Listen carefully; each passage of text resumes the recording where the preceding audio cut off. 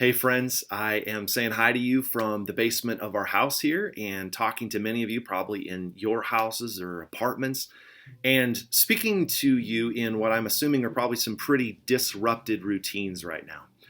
I think about just the last week about parents who had no intention of becoming teachers, and you find yourself in this role of teaching history and math and all of these different things to keep your kids engaged. I think about couples who their relationship is maybe you've been at a place where you've been distancing from each other or avoiding each other, and all of a sudden many of you are now forced to face each other. I think about people who have lost their jobs. And so many of us, I think, have probably experienced an increase in anxiety level. And I was talking with a friend this past week about the source of anxiety. And he shared something really interesting with me that I wanted to share with you. It's from a popular Christian psychologist and writer that said that the basis of our mental stability is three basic things. The first is connection in relationships, that brings mental stability. The second is consistency of routine. And the third is control. When he shared this with me, we were talking about how, my goodness, those are the three things that have been pulled out from under most of us, is that now we're distanced from those usual connections in relationships. Our routines have been disrupted. Those trips down the hill to the restaurant or to grab a cup of coffee, we no longer can do the same things. And then speaking of control, we have no control. We have no idea how long this is going to last and what it's going to mean for us as people. And so it really gave me a heart for what people are experiencing internally right now. Because I have to confess, when all of this started, I thought of it as just the virus and trying not to get sick. And I thought, okay, come on, it's going to blow over, it's going to run its course, and just like everything else. But I thought, I realized that we are such complex individuals that the peace of mind isn't just, oh, I don't want to get sick. It's I want to be close to the people that I care about. I have certain routines. I run down to the gym and I exercise, and it's good for me. And now I can't go to my gym because it's closed. I have no control over what's happening. And so I just wanted to take a moment to affirm whatever it is that you're going through, whatever you're dealing with. Because we're surrounded by so many voices. Some people are saying we're not reacting extremely enough. Other people are saying this is all a joke, a hoax, and you shouldn't be reacting the way you're reacting. And so I just want to take a moment to just say, I affirm whatever is going on in your heart and your mind. And I'm thinking it's probably related to one or more of these three things of connection and consistency and a loss of control. The other thing that I would love to do, though, just very briefly, is to encourage you with something that happened to me this past week. I was interacting with some friends in a group text, and one of the people in this group text responded with a text, and at the end of the text, they included two emojis. And for the life of me, I could not stop thinking about those two emojis. And I know that may sound ridiculous because how much can you communicate in two emojis? If a picture is worth 1,000 words, perhaps 2,000 words. Anyway, moving on. But these two emojis, I thought I just wanted to share them with you guys. So I'm going to try this. So these two emojis, I could not get them out of my head. And when I began thinking about it, I realized, first of all, the first emoji, I see a roller coaster, and I'm like, wow, what a picture of where we're at.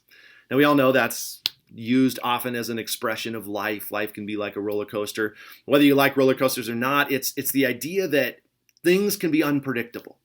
Who could have predicted where we would be today in our society and in our world? Nobody. And there's just this unpredictable nature. Sometimes you're like, well, this is fun. And other times you're like, I think I'm going to die. That's the picture of a roller coaster. And yet then the second emoji, it almost looked like the same thing. I was like, there's this, this shape to it. It's a rainbow. And that was when I just couldn't stop thinking about the connection here, that in the Bible, when you look at the Bible, one of the main themes throughout the Bible is in the greatest moments of uncertainty, you have the greatest promises of hope.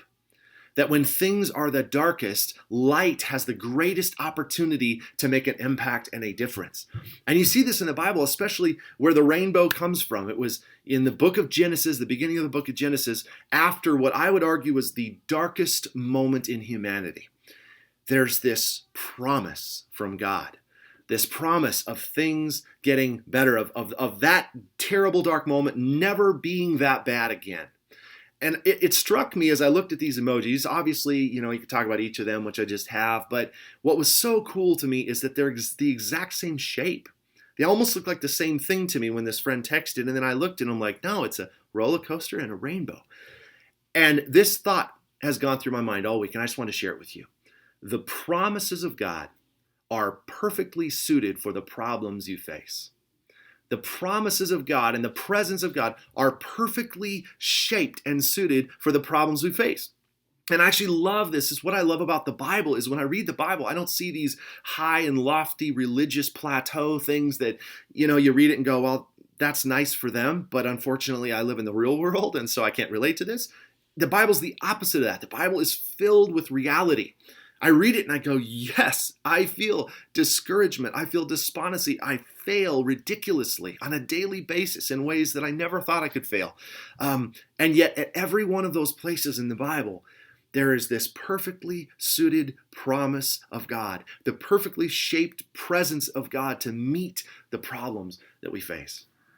And so I don't know what kinds of problems you're facing right now, but I just wanted to encourage you with this. And I love the fact that this rainbow could have been, the promise of God could have been just this static sort of thing in the sky, like, the official, hey, by the way, I'm making a promise and that's never going to happen again. It's never going to be that bad again.